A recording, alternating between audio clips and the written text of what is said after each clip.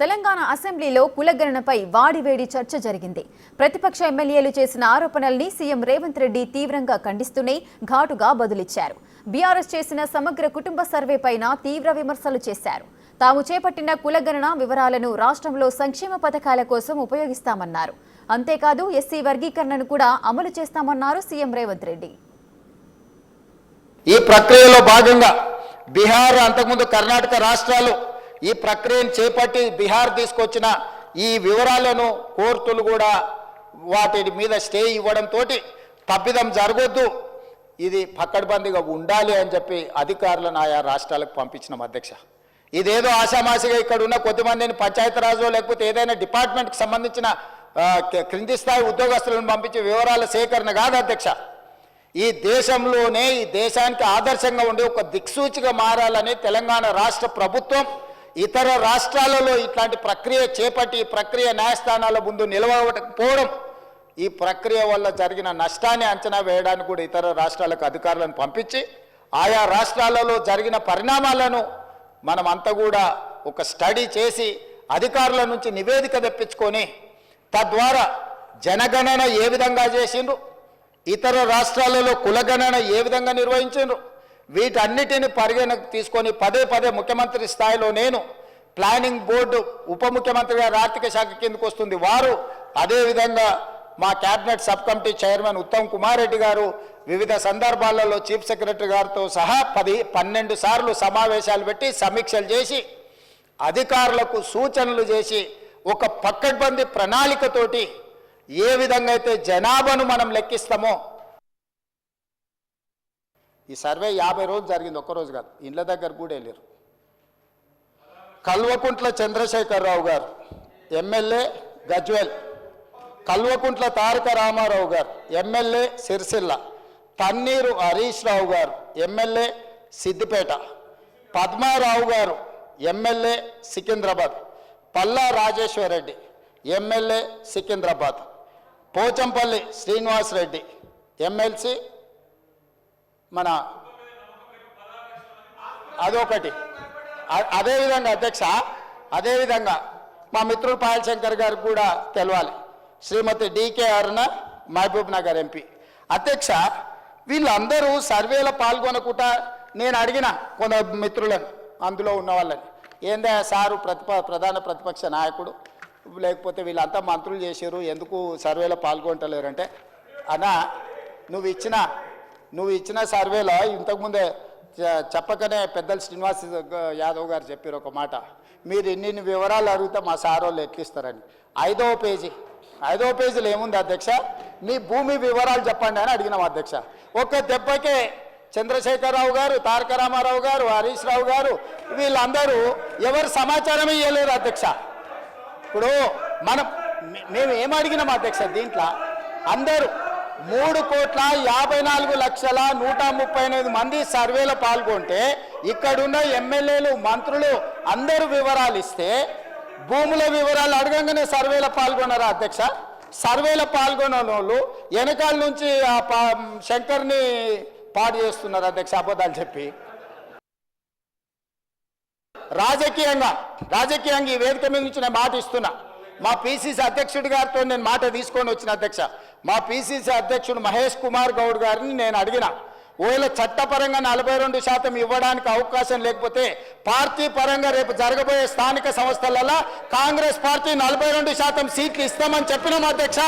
ఇవాళ మేము సిద్ధంగా ఉన్నాం, మీరు సిద్ధంగా ఉన్నారా? నేను ఇవాళ సూటిగా అడుగుతున్నా బీఆర్ఎస్ను, బీజేపీని, మా పార్టీ 42% రేపు జరగబోయే స్థానిక సంస్థల ఎన్నికలల్లో 42% సీట్లు మా పార్టీ ఇస్తుంది, ఇది మా కమిట్మెంట్. మీ 2 పార్టీలు నేను సవాలు విసురుతున్నా, మీరు రాండి, ఈ వేదిక మీద నుంచి మాట ఇవ్వండి, 42% ఇద్దాం. చట్టాన్ని సవరించే చట్టంలో ప్రొవిజన్ వచ్చినప్పుడు చట్ట ప్రకారం ఇద్దాం.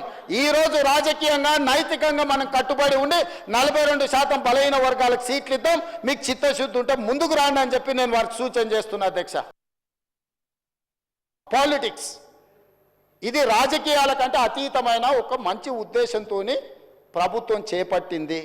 దయచేసి నేను నచ్చలేదనో లేకపోతే అడిగిన వివరాలు ఇస్తే మీకేమన్నా వ్యక్తిగతంగా ఇబ్బంది వస్తుంది అనుకుంటే రేపు ప్రజలకు జవాబు చెప్పాల్సి వస్తుంది, నాకు కాదు.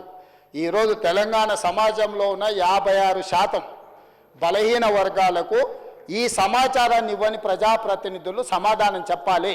వాళ్ళ నియోజకవర్గంలో ఉన్న ఓటర్లకు ఆ బలహీన వర్గాలు ఓట్లు వేయకుండా మేము ఎమ్మెల్యేలు అయినామని చెప్పగలరా అధ్యక్ష? ఆ ధైర్యం ఉందా? ఇవాళ బలహీన వర్గాలు దళితులు నాకు ఓటేస్తే నేను ఎమ్మెల్యే ఇక్కడ కూర్చున్నా అధ్యక్ష. ఇవాళ ఈ ముఖ్యమంత్రి అయినా అంటే ఆ బలహీన వర్గాల ఆ దళిత గిరిజన వర్గాలు మనల్ని గెలిపిస్తూ వచ్చినాం. మీరు ఎమ్మెల్యేలు అయింది ఆ బీసీల ఓట్లు లేకుండా ఎమ్మెల్యేలు అయిందా? ఇవాళ బీసీల లెక్కలు వేసినప్పుడు మేము సర్వేలో పాల్గొనము, మాకు రేవంత్ రెడ్డి జుట్టు నచ్చలేదు, లేకపోతే రేవంత్ రెడ్డి ముక్కు నచ్చలేదు. రేవంత్ రెడ్డి కోసమా ఇది? రేవంత్ రెడ్డి నచ్చవచ్చు నచ్చకపోవచ్చు, ఇది బలహీన వర్గాల కోసము పనిచేస్తున్న విధానము, ఇది ప్రభుత్వము. ఈ ప్రభుత్వ విధానంలో బలహీన వర్గాలకు మేలు చేయాలనే ప్రయత్నం చేస్తున్నాం. దయచేసి చిన్న చిన్న కారణాల చేత ఇంత పెద్ద లక్ష్యాన్ని బలహీనపరచకండి అని చెప్పి నేను ప్రధాన ప్రతిపక్ష నాయకుడికి వాళ్ళ ఎమ్మెల్యేలకు నేను కోరుకుంటున్నా అధ్యక్ష. విద్య, రాజకీయ మరియు కుల సర్వేను నిర్వహించింది.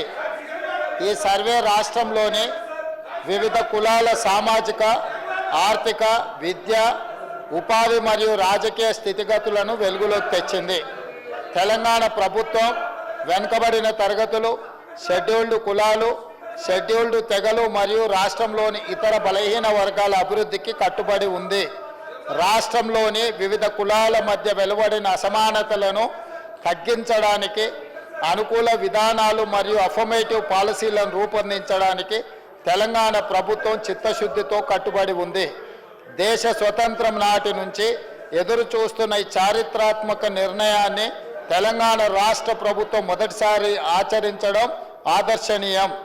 దేశంలోని వివిధ కులాల సంబంధిత స్థితిగతులను అర్థం చేసుకోవడానికి తెలంగాణలో నిర్వహించిన విధంగానే దేశవ్యాప్తంగా ఇంటింటి సమగ్ర సామాజిక, ఆర్థిక, ఉపాధి, విద్య, రాజకీయ మరియు కుల సర్వేను నిర్వహించాలని కేంద్ర ప్రభుత్వాన్ని కోరుతూ ఈ సభ తీర్మానించింది. అందరు సభ్యులందరూ కూడా ఏకగ్రీవంగా ఈ తీర్మానాన్ని ఆమోదించవలసిందిగా కోరుతున్నాను అధ్యక్ష.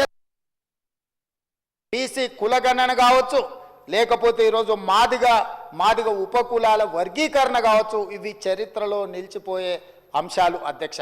ఇలాంటి చరిత్రలో నిలిచిపోయే అంశాలను మంత్రివర్గ ఉపసంఘంగా వాళ్ళు బాధ్యత నిర్వహించడం, వాళ్ళు ఇచ్చిన తీర్మానాలను, వాళ్ళు ఇచ్చిన ప్రతిపాదనలను మంత్రివర్గంలో పెట్టి ఆమోదించడం సభానాయకుడిగా నా జీవితానికి ఒక పరిపూర్ణత వచ్చింది అని చెప్పి నేను ఈరోజు భావిస్తున్నాను అధ్యక్ష. ఈరోజు మీరు ఆలోచన చేయండి, వాళ్ళ కోసం ప్రభుత్వాలు ఈరోజు వాళ్ళని ఆదుకోవడానికి ప్రభుత్వాలు ముందుకు రాకపోతే ఈరోజు ఈ ప్రభుత్వాల మీదనే విశ్వాసం కోల్పోయే పరిస్థితి ఉంది అధ్యక్ష. అందుకే ఈరోజు ఈ మాదిగ ఉపకులాలకు సంబంధించిన కేటగరైజేషన్ విషయంలో అందరూ సహకరించాలి. ఈరోజు ఆయా తామాషా ప్రకారం వాళ్ళ ఆర్థిక స్థితిగతుల ప్రకారం ఈరోజు రిజర్వేషన్ల పట్ల కమిషన్ ఈరోజు రికమెండేషన్స్ ఇచ్చింది. ఈ రికమెండేషన్స్ అన్నిటిని కూడా ఈరోజు మనం ఆమోదించాల్సిన అవసరం ఉన్నది అధ్యక్ష.